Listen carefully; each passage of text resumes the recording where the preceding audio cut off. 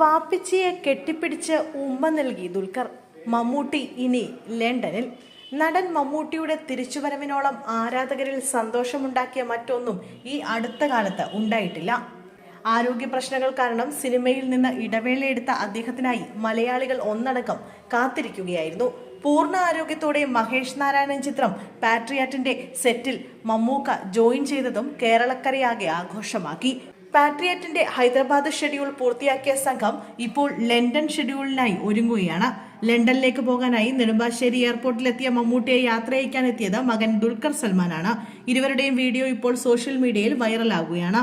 മമ്മൂട്ടിയെ കെട്ടിപ്പിടിച്ച് ചുംബിക്കുന്ന ദുൽഖറിനെയാണ് വീഡിയോയിൽ കാണാനാവുക. നിസ്സാരമെങ്കിലും ആരാധകർക്ക് ആഘോഷിക്കാൻ ഇത് മതി. ഒരു ഇടവേളയ്ക്ക് ശേഷമാണ് ഇരുവരെയും ഒരു ഫ്രെയിമിൽ ആരാധകർ കാണുന്നത്.